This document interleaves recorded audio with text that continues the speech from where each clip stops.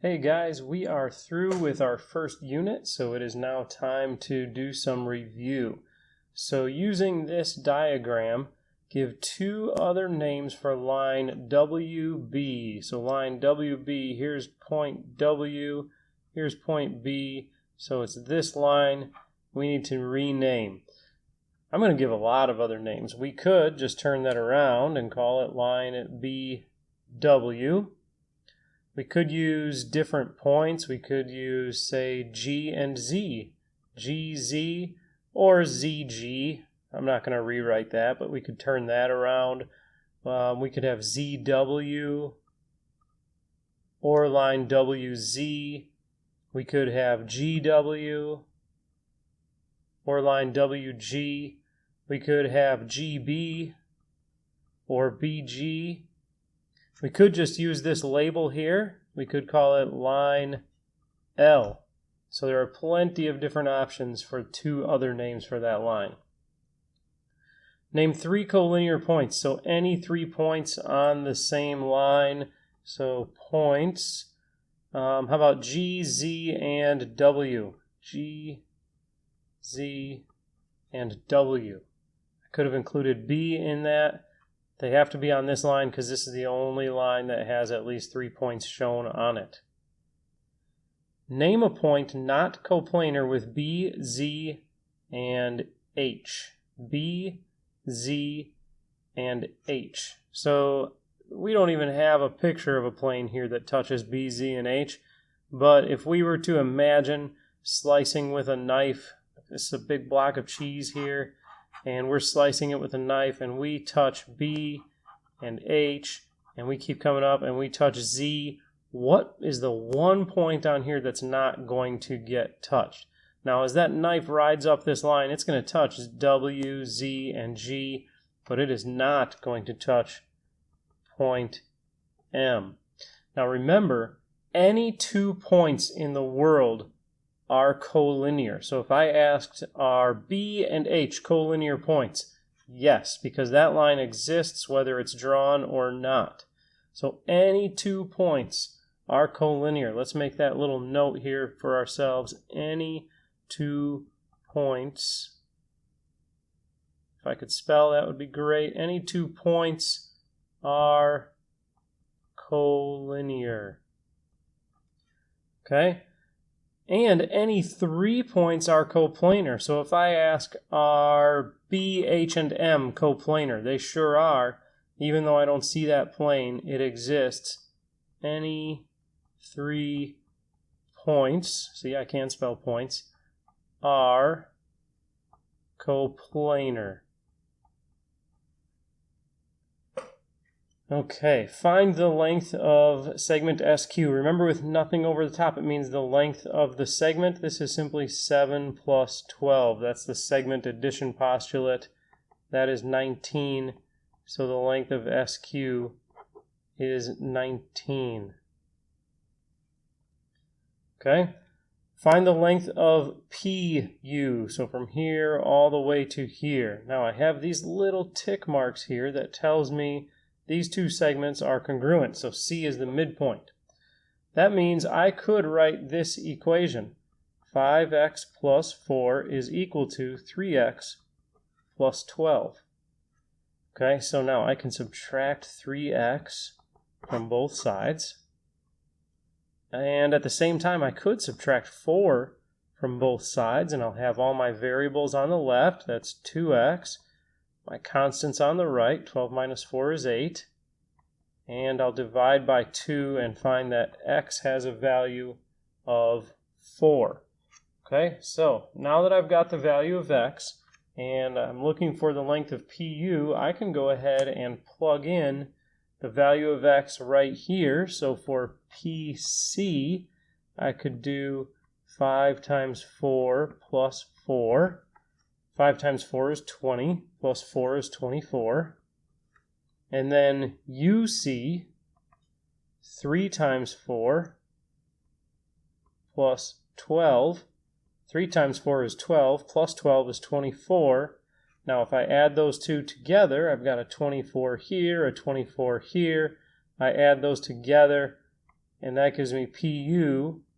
24 plus 24 is 48. So the length of segment PU is 48.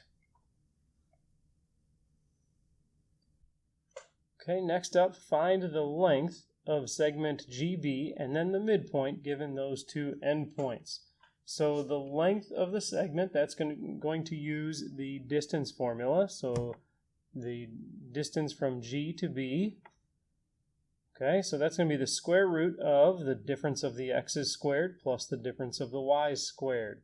The difference of the x's, that's 3 minus negative 6 squared, plus the difference of the y's, negative 2 minus 4 squared, and that will all be under a radical, a square root symbol. Okay, now 3 minus negative 6, that is the same as 3 plus 6. So I've got 9 squared. Negative 2 minus 4 is negative 6 squared under a square root. So that's 81 plus 36. Okay, so then I can add those together. 81 plus 36 is 117. Okay, now I can do a factor tree for 117. Okay, now 7 plus 1 plus 1 is 9, and I know 9 goes into 9. So I know 9 goes into 117. So 117 divided by 9 is 13. 13 is prime. 9 is 3 times 3, and there's a pair. So my answer is going to be 3 coming out, and square root of 13. That 13 single stays in. So the length of segment GB is 3 times the square root of 13. Okay, it also says find the midpoint. The midpoint is the average of the x's. So that's 3 plus negative 6 over 2. And then the average of the y's, negative 2 plus 4 over 2. Okay, so I get negative 3 over 2. And then negative 2 plus 4 is positive 2 over 2. And that simplifies, and I'll go up here to write the answer. Negative 3 halves and 1.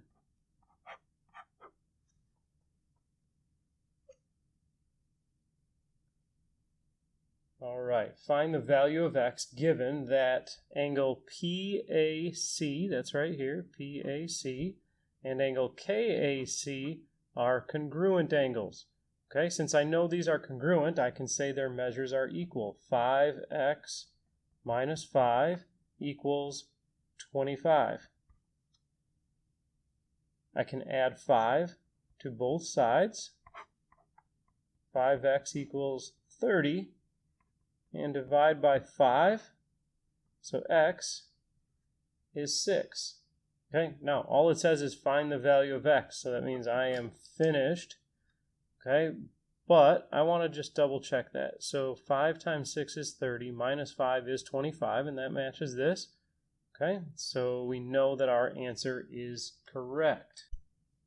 For our next problem here, we want to measure this angle. So I'm going to pull out a protractor, okay, and I'm going to set that protractor so that its vertex, which is right here, is on the vertex of the angle, and I'll try to get that out of the glare. Okay, so the vertex of the protractor lines up with the vertex of the angle, and then I'm going to line this 0 up with ray MN.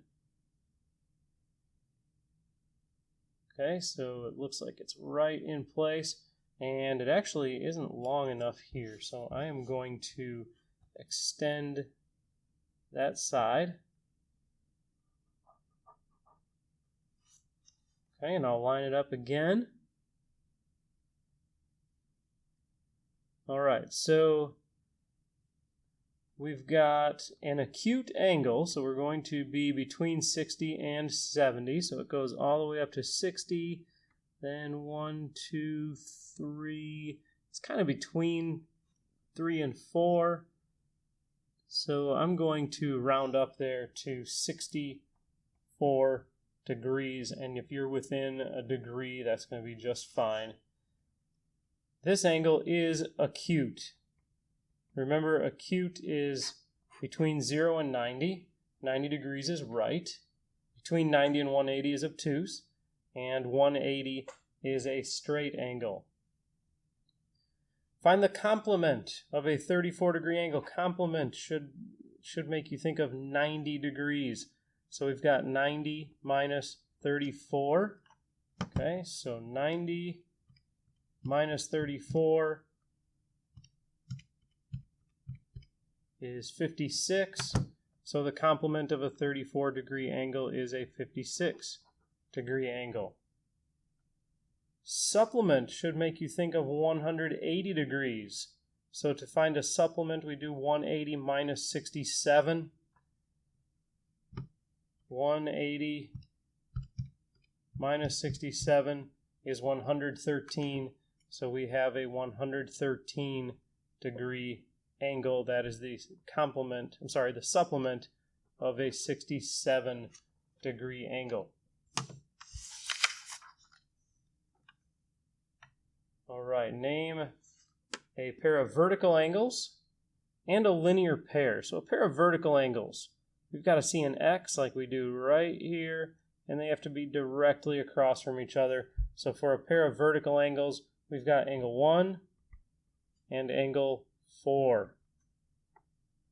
For a linear pair, they need to be adjacent and supplementary, and I actually have two of those. I've got angle 1 with angle 5. Those are a linear pair, angle 1 and angle 5. I've also got a pair with angle 4 and angle 5. So angle 4 and angle 5 are also a linear pair. Okay, here we see that JKL is 100 degrees. Find the measure of each angle. So I can add those two together, 8x plus 1 plus 5x minus 5 equals 100.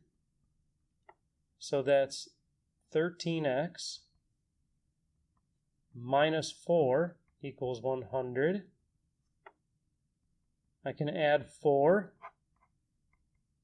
13x equals 104, and then divide. 104 divided by 13 is 8. So I get that x is 8.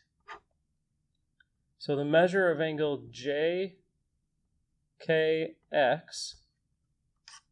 is 8 times 8 plus 1. So that's 64 plus 1. That's 65 degrees.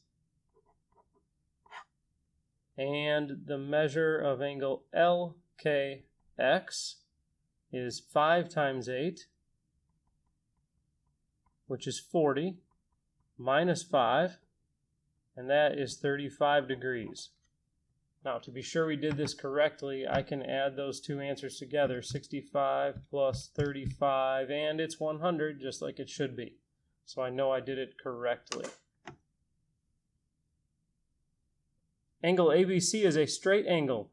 That makes 180 degrees. So 6x plus 12 plus 9x plus 18 is 180. Okay, 6x and 9x is 15x. 12 and 18 is 30. Subtract 30. 15x equals 150, and divide by 15. 150 divided by 15 is 10. Okay, so the measure of angle ABD, that's right here. That is 6 times 10 plus 12. Okay, so that's 60 plus 12 is 72 degrees. And the measure of angle DBC, 9 times 10, which is 90 plus 18, which is 108 degrees. And we can check our work by just adding those two. 72 plus 108 is 180, which is what a straight angle should be. Here we have complementary angles. Complementary means 90 degrees between the two of them. So 2x plus 6 plus 3x plus 4 equals 90. So that's 5x plus 10 is 90. Minus 10, we get 5x is 80. Okay, and divide both sides by 5. So 80 divided by 5 is 16. Okay, so the measure of angle WER, so it says each angle, so the measure of angle WER is 2 times 16 plus 6. So that's 32 plus 6 is 38 degrees. Okay, so our first angle is 38 degrees. Then 3 times x, so this is the measure of angle FGH, is 3 times 16 plus 4. Okay, I'll just type that one in the calculator. 3 times 16 plus 4 is 52. And we can check our work by taking that 52 and adding to it this 38 degree angle. And that adds up to 90. And our last set here is a pair of supplementary angles, which means they are going to add up to 180. 2x plus 18 plus 4x plus 42 equals 180. So that's 6x. And then 42 plus 18 is 60. Okay, so minus 60. 6x equals 120. 6 goes into 12 2 times, so it must go into 120 20 times. Okay, so find the measure of each angle. The measure of angle IOP is 2 times 20, which is 40, plus 18, 58 degrees. And then the measure of angle VBN is 4 times 20, which is 80, plus 42, which is 122 degrees. And I'll double check that. 58 plus 122 is 180.